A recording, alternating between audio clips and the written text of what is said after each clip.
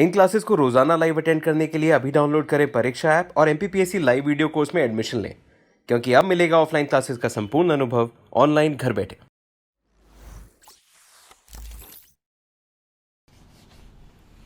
There are so many factors affect the ionization energy.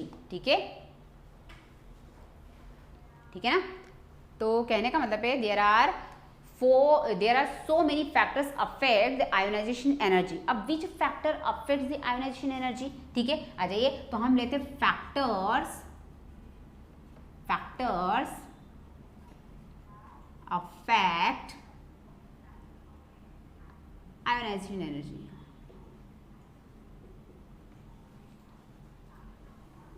चलिए ये ले लिया हमने आयोनाइजेशन एनर्जी को अफेक्ट करने वाले फैक्टर। ठीक है, तो जब सबसे पहला फर्स्ट फैक्टर होता है नंबर 1, पहला वाला फैक्टर है हमारा एटॉमिक साइज।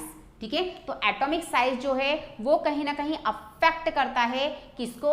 आपकी आयोनाइजेशन एनर्जी को। कैसे अफेक्ट करेगा?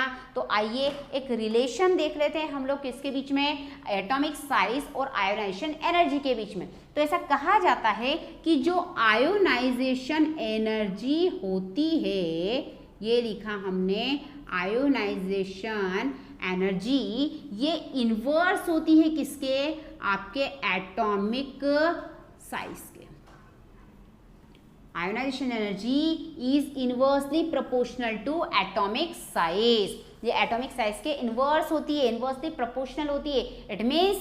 इट मीन्स कि जब आयोनाइजेशन एनर्जी की वैल्यू ज़्यादा होगी तो एटॉमिक साइज छोटा होगा, जब आयोनाइजेशन एनर्जी की वैल्यू कम होगी तो एटॉमिक साइज ज़्यादा होगा। It means in other words, कहने का मतलब है कि यदि एटम का साइज बड़ा होगा तो उसमें से इलेक्ट्रॉन को रिमूव करना उतना आसान, ठीक है, और एटम का साइज यदि छोटा हुआ तो इलेक्ट्रॉन को रिमूव करना उतना मुश्किल।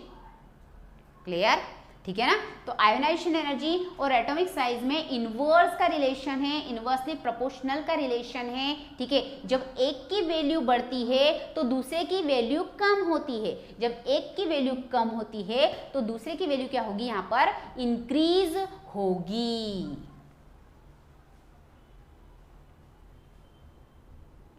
बिल्कुल सही।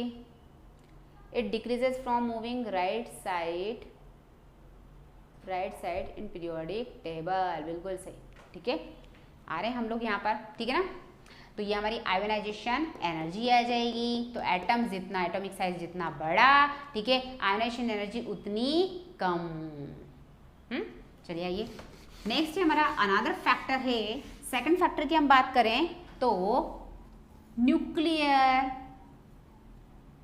अट्रैक्शन, न्यूक्लियर अट्रैक्शन, यानी न्यूक्लियस का जो अट्रैक्शन है, ठीक है ना, वो भी क्या करता है? आयोनाइजेशन एनर्जी को अफेक्ट करता है। कैसे अफेक्ट करता है? देखिए, यदि न्यूक्लियस का अट्रैक्शन ज्यादा तो आउटर मोस्ट ऑर्बिट जो है वो अंदर की ओर पुल अप होगी, है ना, और जब आउटर मोस्ट ऑर्बिट अंदर की ओर पुल होगी तो एटम का साइज क्या होगा? छोटा होगा। क्लियर? हमेशा बोल सकते हैं, है ना, कि न्यूक्लियर अट्रैक्शन ज्यादा, न्यूक्लियस का अट्रैक्शन आउटर मोस्ट ऑर्बिट पे ज्यादा, तो आउटर मोस्ट ऑर्बिट अंदर की ओर पुल अप होती है और एटम का साइज छोटा हो जाता है। और अभी हमने देखा कि यदि एटम का साइज छोटा है, ठीक है, तो आयोनाइजेशन एनर्जी क्या हो जाएगी? इनवर्सली प्रोपोर्शनलिटी का रिलेशन है, यानी आयोनाइजेशन एनर्जी क्या हो जाएगी? बहुत ज्यादा हो जाएगी। तो कुछ ऐसा रिलेशन है इसमें। तो हम यहाँ पर ऐसा लिख सकते हैं, क्या लिख सकते हैं? हम ऐसा लिख सकते हैं कि न्यूक्लियर अट्रैक्शन, जितना न्यूक्लियर अट्रैक्शन ज्यादा उतनी ही आयोनाइजेशन एनर्जी ज्यादा। यानी दोनों में रिलेशन कैसा आ गया? डायरेक्टली प्रोपोर्शनल का। न्यूक्लियर अट्रैक्शन जितना ज्यादा होगा एटम का साइज उतना छोटा होगा, और एटम का साइज जितना ज्यादा छोटा होगा आयोनाइजेशन एनर्जी की वैल्यू उतनी ज्यादा होगी। क्लियर? ठीक है ना। तो अब एक क्वेश्चन आता है बेटा यहाँ पर, ठीक है ना। मान लीजिए कि मैंने बनाया कुछ ऐसा कि एक एटम आपका ए है, एक एटम आपका B है, एक एटम आपका C है और एक एटम आपका D है। ठीक है, तो कहने का मतलब है कि अब इनकी आयोनाइजेशन एनर्जी को आपको इंक्रीजिंग ऑर्डर में लिखना है ना, right, increasing order of their ionisation energy. ठीक है, मान लीजिए फर्स्ट इसका मैंने बोला कि IEA, ये हो गया आपका IEB, ये हो गया आपका IEC और ये हो आपका IED। तो अब बताइए, आप मुझे कॉमन लैंग्वेज में बात करते हैं, अपनी मदर लैंग्वेज में बात करते हैं कि अब बताइए कि कौन सी आयोनाइजेशन एनर्जी इसमें सबसे ज़्यादा होगी और किसकी आयोनाइजेशन एनर्जी सबसे कम होगी। Your time start now, 3 second बस।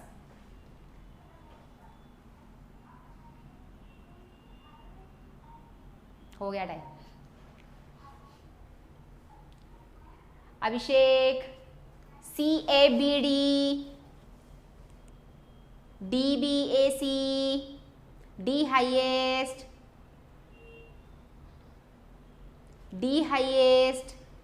प्रियांशी बेटा D हाईएस्ट कैसे होगा? राजकुमारी, प्रियांशी D हाईएस्ट कैसे होगा बेटा?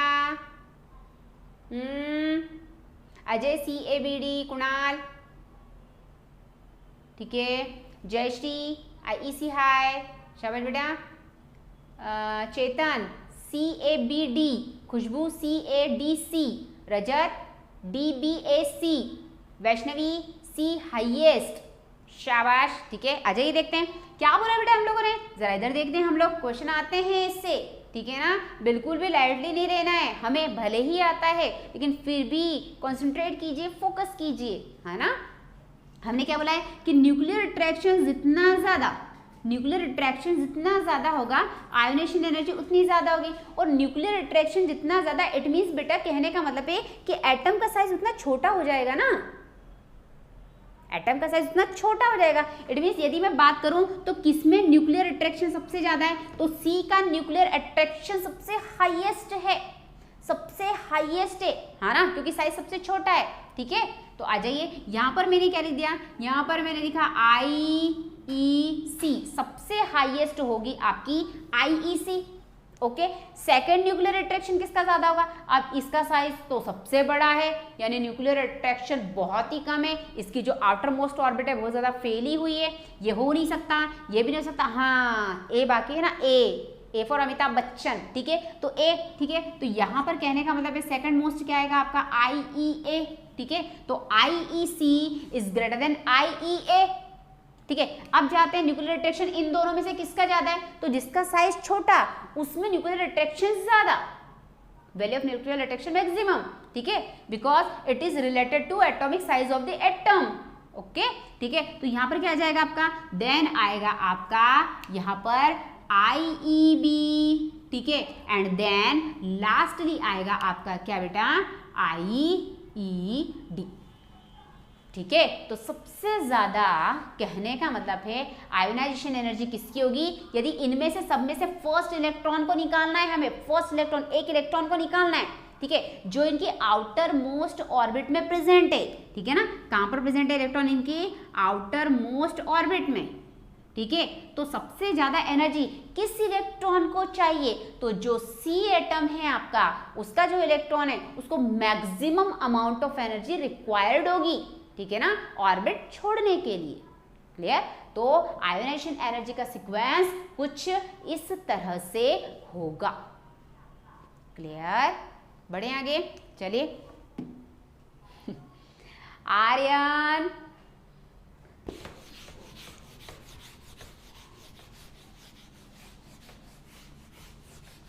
चलिए बेटा आगे बढ़ते हैं हम लोग। ठीक है, अब थर्ड फैक्टर है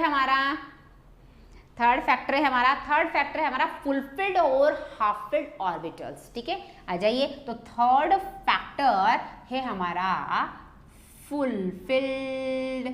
ठीक है, फुल एंड हाफ फिल्ड ले लेते हैं direct, full and half filled orbital. कैसे कैसे कैसे क्वेश्चन बनता है, बहुत ज्यादा इंपॉर्टेंट है ये। कि बहुत ज़्यादा इंपॉर्टेंट है, बनता ही ये क्वेश्चन कुछ इस तरह से, जैसे एक क्वेश्चन आता है, why the first ionisation energy of nitrogen maximum than oxygen. क्या कारण है कि जो नाइट्रोजन का पहला आयोनाइजेशन एनर्जी होता है वो ऑक्सीजन से ज़्यादा होता है। वो ऑक्सीजन से कैसा होता है? ज़्यादा होता है, ज़्यादा होता है। तो आप बोलोगे हाँ मैम इसमें क्या है ऐसा क्वेश्चन जो आप बोल रहे हो कि नाइट्रोजन का ज़्यादा होता है ऑक्सीजन का, कौन सी बड़ी बात है, होगा फुल और हाफ कुछ भी नहीं बेटा। एक चीज़ है, देखिए यदि मैंने बनाया ठीक है कुछ इस तरह से कि ये मेरे नाइट्रोजन का एटम है, बनाऊं नाइट्रोजन का एटम बना दिया मैंने, ठीक है, और ये मेरे ऑक्सीजन का एटम है, कुछ ज़्यादा छोटा हो गया, ये मेरे ऑक्सीजन का एटम है। अब यदि मैं आपसे पूछूं कि बेटा एक इसका इलेक्ट्रॉन ये, एक इलेक्ट्रॉन ये, तो आप मुझे बताइए कि इन दोनों में से, ठीक है, इन दोनों में से कहने का मतलब है कि फर्स्ट आयोनाइजेशन एनर्जी किसकी ज़्यादा होगी, ठीक है, IE1 किसका ज़्यादा होगा। तो आप डायग्राम देखकर मुझे क्या बताएंगे कि मैम ऑब्वियसली आपने डायग्राम बनाया है ऑक्सीजन का, because we are so smart and so intelligent students of IKA। हाँ ठीक है, तो आप मुझे बोलोगे मैम सामने तो ही दिख रहा है कि ऑक्सीजन का साइज जो छोटा है, ठीक है, और आयोनाइजेशन एनर्जी जो है वो इनवर्सली प्रोपोर्शनल होती है किसके, आपके एटॉमिक साइज के। तो मैम यदि ये इलेक्ट्रॉन निकलेगा तो ऑक्सीजन जो है वो ज़्यादा एनर्जी लेगा, वाइल जो नाइट्रोजन है उसका एटॉमिक साइज बड़ा है मैम, तो इस कारण से इसमें एनर्जी ऑक्सीजन के कंपैरिजन में कम लगेगी। यानी हम ऐसा बोल देंगे कि मैम जो हमारी IE नाइट्रोजन है, ठीक है, वो लेस होगी किससे, IE ऑक्सीजन के पहले इलेक्ट्रॉन के लिए, कुछ ऐसा बोलेंगे आप।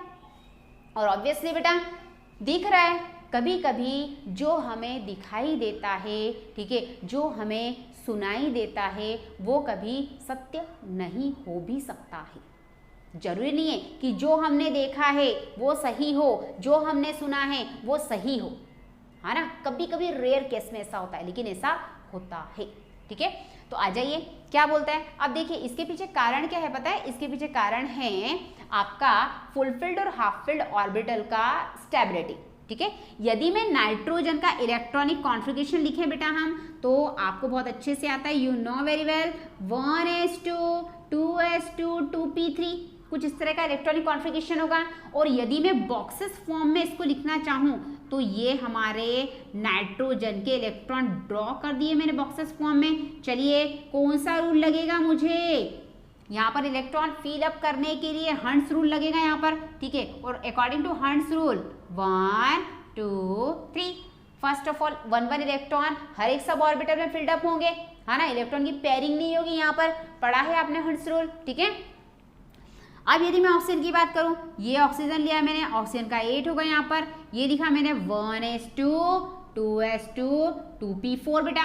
अब यदि इसके बॉक्सेस हम फॉर्म करें तो बॉक्सेस फॉर्म करने पर ये 1 2, ठीक है, 2s का फॉर्म करने पर 1 2, और 2p का यदि मैं फॉर्म करूंगी बेटा, ठीक है, तो 1, ये हो गया मेरा 1 2 3, और देन पेयरिंग होगा फोर्थ वाले इलेक्ट्रॉन का, ठीक है। हमने पढ़ा है ऑर्बिटल स्टेबिलिटी लॉ, हमने पढ़ा है orbital stability law. According to this law half filled और full filled orbital must stable then partially filled orbital, okay. यानी या तो हाफ फिल्ड या फिर full filled orbital must be stable then partially filled orbital, clear. अब यदि यहाँ पर देखें हम तो नाइट्रोजन का जो 2p है वो कैसा है, हाफ फिल्ड है, वाइल ऑक्सीजन का जो 2p है वो पार्शियली फिल्ड है, हाँ ना, ठीक है ना, पार्शियली फिल्ड है।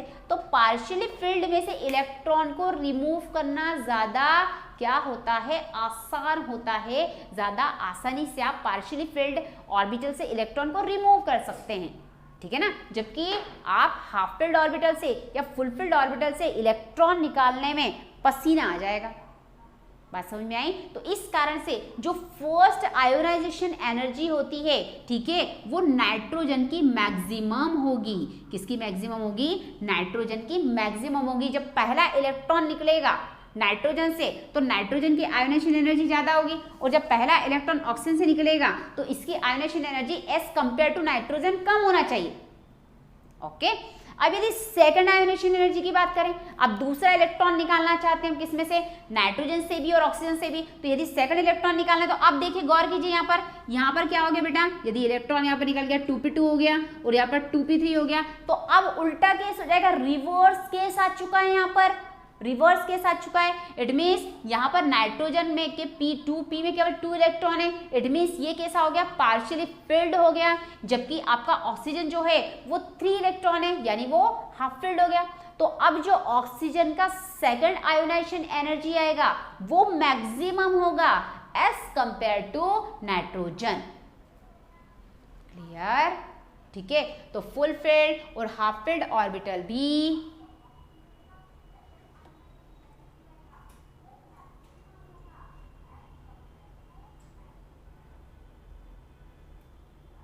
Ionisation potential value of nitrogen greater than ionisation potential value of oxygen.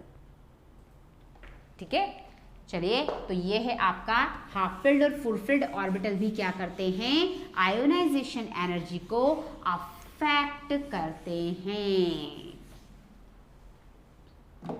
ठीक है, एक अनदर इफेक्ट और होता है, ठीक है, एक फैक्टर और होता है जिसे कहते हैं शील्डिंग इफेक्ट। और बहुत सारे जो, यानी कहने का मतलब है ऐसे एटम होते हैं जिनमें इलेक्ट्रॉन जब बहुत ज़्यादा होते हैं तो इलेक्ट्रॉन जो है वो ऑर्बिट में जाएंगे, और ऑर्बिट में जाने के कारण उसकी बहुत सारी ऑर्बिट्स होंगी, और बहुत सारी ऑर्बिट होने के कारण, ठीक है, और बहुत सारे इलेक्ट्रॉन होने के कारण एक अनदर इफेक्ट जो है वो क्रिएट हो जाता है, जिसे शील्डिंग इफेक्ट कहते हैं। ठीक है, क्या कहते हैं हम, शील्डिंग इफेक्ट। तो शील्डिंग इफेक्ट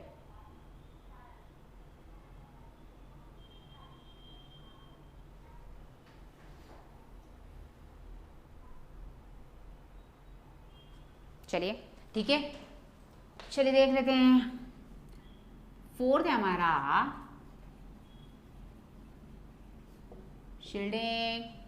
शील्डिंग इफेक्ट। अब ये क्या होता है देख लीजिए, शील्डिंग इफेक्ट क्या होता है, तो आ जाइए, शील्डिंग इफेक्ट क्या है, एक मिनट देख लूँ मैं, क्वेश्चन है कुछ, है ना, ओके ओके ओके,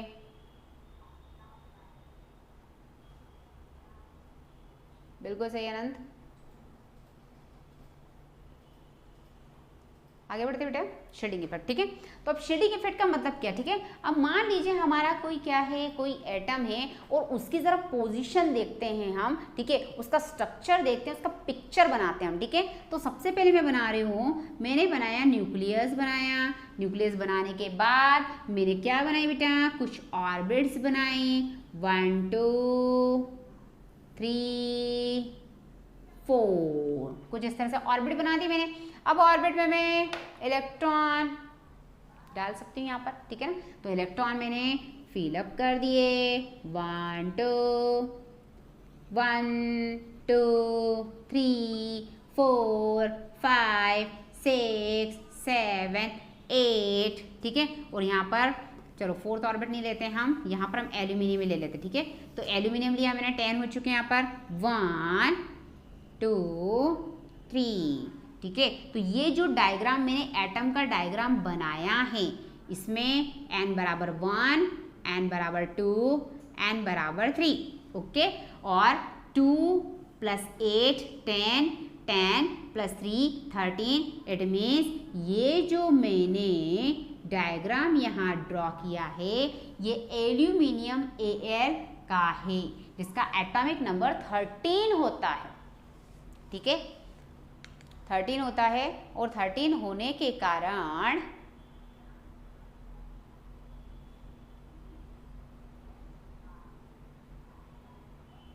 ठीक है, 13 होने के कारण इसमें नंबर ऑफ इलेक्ट्रॉन भी कितने हो सकते हैं बेटा, नंबर ऑफ इलेक्ट्रॉन भी 13 ही होंगे, और नंबर ऑफ प्रोटॉन भी कितना होगा बेटा, 13 ही होगा।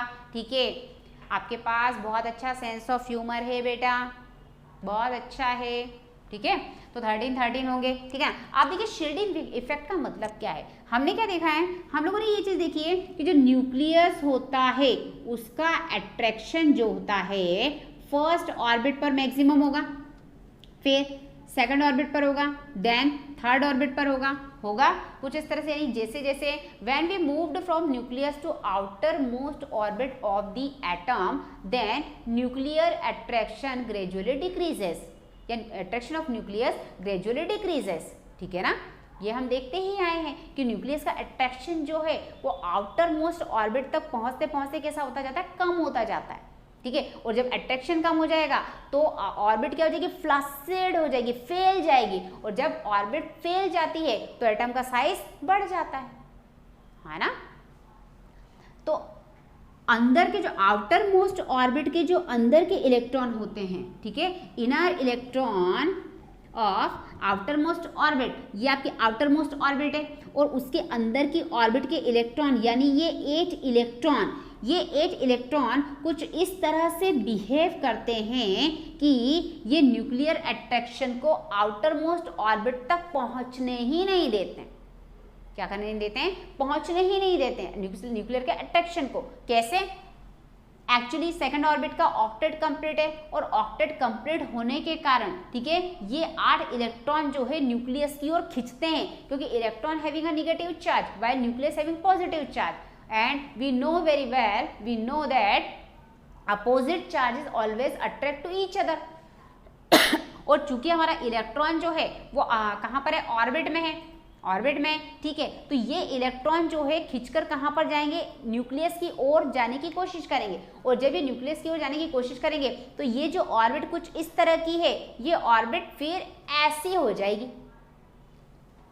कुछ टर्न हो जाएगी, टर्न हो जाएगी, टर्न हो जाएगी। बात समझ में आ रही है ना। तो टर्न होने के कारण अब इलेक्ट्रॉन ने क्या किया, ऑर्बिट को उठा दिया और न्यूक्लियस की ओर वो झांकने लगे, तो न्यूक्लियस का जो अट्रैक्शन जा रहा था आउटर मोस्ट ऑर्बिट पर, वो क्या हो जाएगा, वो इंटरप्ट हो जाएगा, इंटरप्ट हो जाएगा। ठीक है, और इंटरप्ट होने के कारण ये वाली ऑर्बिट जो है वो फैल जाएगी। बात समझ में आ रही है। इट मीन्स यानी ये जो इनर मोस्ट ऑर्बिट के इलेक्ट्रॉन ने कैसा रोल प्ले किया है, एक शील्ड लाइक रोल प्ले किया है, यानी न्यूक्लियस के अट्रैक्शन को रोक रहे हैं बाहर जाने के लिए। क्लियर, यानी शील्ड फॉर्म कर रहे हैं, ना। और जब ये शील्ड फॉर्म कर रहे हैं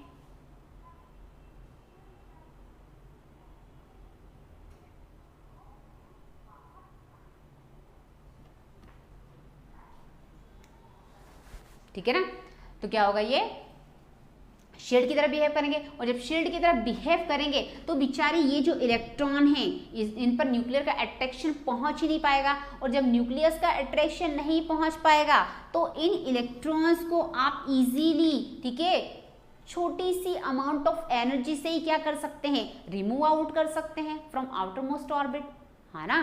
तो इन्फरेंस ये निकला बेटा, इन्फरेंस ये निकलता है कि शील्डिंग इफेक्ट और आयोनाइजेशन एनर्जी में, ठीक है, क्या होगा, रिलेशन कैसा होगा, तो हम कुछ ऐसा देख सकते हैं कि जो हमारा, ठीक है, शील्डिंग इफेक्ट होगा, शील्डिंग इफेक्ट जितना ज्यादा, शील्डिंग इफेक्ट जितना ज्यादा, शील्डिंग इफेक्ट जितना ज्यादा यानी न्यूक्लियर अट्रैक्शन कम, और न्यूक्लियर अट्रैक्शन कम यानी आयोनाइजेशन एनर्जी बहुत कम। ठीक है, तो हम ऐसा बोल सकते हैं कि shielding effect is inversely proportional to ionisation energy. Shielding effect जितना ज्यादा मैक्सिमम, जितना ज्यादा maximum, value of ionisation energy उतनी ही कम, उतनी मिनिमम, और शील्डिंग इफेक्ट जितना ज्यादा कम यानी जो इनर मोस्ट ऑर्बिट के इलेक्ट्रॉन अंदर की ओर कम खींच रहे हैं, तो न्यूक्लियस का जो अट्रैक्शन होगा वो आउटर मोस्ट ऑर्बिट तक पहुंचेगा, और आउटर मोस्ट ऑर्बिट तक पहुंचेगा यानी इलेक्ट्रॉन को निकालने के लिए अब हमें थोड़ी और ज्यादा एनर्जी देना पड़ेगी, यानी शील्डिंग इफेक्ट जितना कम तो वैल्यू ऑफ आयोनाइजेशन एनर्जी उतनी ज्यादा होगी, उतनी मैक्सिमम होगी। ठीक है, तो ये एक अनदर फैक्टर है, डायरेक्टली प्रोपोर्शनल। अभिषेक, अभिषेक, डायरेक्टली प्रोपोर्शनल कैसे होगा बेटा, शील्डिंग इफेक्ट जितना ज्यादा, आयोनाइजेशन एनर्जी उतनी कम, दोनों में कैसा रिश्ता है बेटा, कैसा रिश्ता है, इनवर्सली प्रोपोर्शनल का है ना कि शील्डिंग इफेक्ट जितना ज्यादा, शील्डिंग इफेक्ट का मतलब यानी इलेक्ट्रॉन जो उन्होंने घेर लिया न्यूक्लियस को, क्लियर, तो जो आउटर मोस्ट इलेक्ट्रॉन है उन पर न्यूक्लियर अट्रैक्शन पहुंच ही नहीं पा रहा है, और जब न्यूक्लियर अट्रैक्शन नहीं पहुंचेगा तो वो इलेक्ट्रॉन तो बेचारे थोड़ी सी एनर्जी से ही बाहर हो जाएंगे, हाँ ना, जो कि जमाने का दस्तूर है, अच्छे इंसान को बाहर कर दिया जाता है ना, ठीक है। तो बात समझ में आई आपके? तो शील्डिंग इफेक्ट और आपकी आयोनाइजेशन एनर्जी, इनमें रिलेशन है आपका इनवर्सली प्रोपोर्शनल का। तो these factor affect the ionisation energy, and ionisation energy is the minimum amount of energy which is necessary to remove any electron from their outermost orbit of the atom. Clear? ठीक है, बिल्कुल सही। चलिए आगे बढ़ते हैं।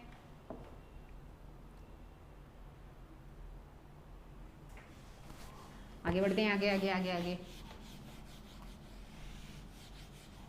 Electron gain enthalpy, electron gain enthalpy, ठीक है। तो अभी हमने आयोनाइजेशन एनर्जी देखा, तो एक इन्फ्रेंस निकलकर सामने आता है, यदि आपने बहुत अच्छे से स्टडी किया है, इस चीज़ को समझा है, तो एक बात आपके समझ में आ जाएगी कि ma'am with the help of ionisation energy we can convert any atom in their corresponding ions, यानी आयोनाइजेशन एनर्जी की हेल्प से हम किसी भी न्यूट्रल एटम को उसकी कैटायन में कन्वर्ट कर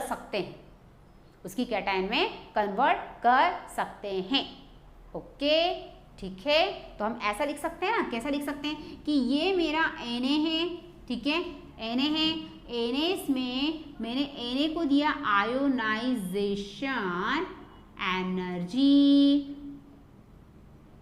आयोनाइजेशन एनर्जी, और Na जो है कन्वर्ट हो जाएगा किसमें, Na पॉजिटिव में, और ये इलेक्ट्रॉन रिमूव आउट हो जाएगा, रिमूव्ड हो जाएगा, बाहर निकल जाएगा, ठीक है ना। तो जब आप एटम से इलेक्ट्रॉन को निकालेंगे तो जो एनर्जी देंगे एटम को, वही तो कहलाएगा आपका आयोनाइजेशन एनर्जी, है ना। इस तरह से मैं एक और एग्जांपल ले सकती हूँ, ये मेरा फर्स्ट हो गया, अनदर सेकंड मैग्नीशियम, Mg बोले तो मैग्नीशियम होता है बेटा, ठीक है। मैग्नीशियम के लिए भी वैसा ही है कि ये मैंने लिखा आयोनाइजेशन एनर्जी, कुछ इस तरह से लिखा मैंने, और यहाँ पर मैग्नीशियम 2 इलेक्ट्रॉन लूज करेगा। चलिए डायरेक्ट 2 कर देते हैं हम, Mg2 पॉजिटिव और ये 2 इलेक्ट्रॉन लूज कर दिए, है ना, यानी 2 IE1 और IE2 आ गई इसमें। ऐसे आपका जो एल्यूमिनियम है वो धीरे धीरे करके 1 2 3 तीनों इलेक्ट्रॉन लूज कर देगा।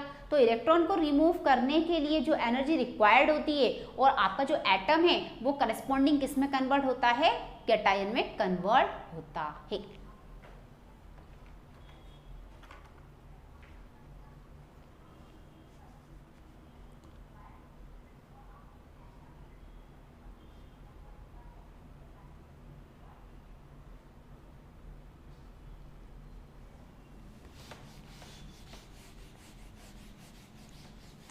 आइए कुछ इस तरह के क्वेश्चन आते हैं, देखिए इसमें, ठीक है ना। अब जरा इनको इंक्रीजिंग साइज के फॉर्म में आपको क्या करना है, लगाना है या जमाना है, ठीक है। तो फर्स्ट आपको दिया है, यहाँ पर आपको दिया है Na पॉजिटिव, ठीक है, Na पॉजिटिव, और यहाँ पर मान लीजिए चलो मैंने यहाँ पर होता नहीं है ऐसा, Na++ होता नहीं है, लेकिन मैंने आपकी प्रैक्टिस के लिए दे दिया। तो बताइए सबसे बड़ा साइज किसका होगा, इंक्रीजिंग ऑर्डर में लगाना है, इंक्रीजिंग साइज के ऑर्डर में लगाना है आपको इन तीनों को, तो साइज किसका बड़ा होगा। चलिए ठीक है, तो अब देखिए ये एटम है, ठीक है, ये आयन्स हैं, तो यू नो वेरी वेल कि एटम का साइज जो होता है वो आयन से कैसा होता है, बड़ा होता है, ठीक है। तो यहाँ पर तो आपका सबसे पहले सबसे छोटी यानी पॉजिटिव चार्ज किस पर है, Na++ पर है, तो Na++ का साइज सबसे छोटा होगा, देन आपका Na पॉजिटिव का साइज होगा, और सबसे बड़ा साइज होगा आपका Na का, ठीक है। तो जैसे जैसे इलेक्ट्रॉन रिमूव आउट होते जाते हैं वैसे वैसे ही एटम का साइज छोटा होता जाता है। दोस्तों ऐसी और वीडियोस के लिए अभी सब्सक्राइब कीजिए एमपी परीक्षा चैनल को और बेल आइकन दबाना ना भूलें। और अगर आप किसी भी एग्ज़ाम की तैयारी कर रहे हैं तो अभी डाउनलोड करें परीक्षा ऐप।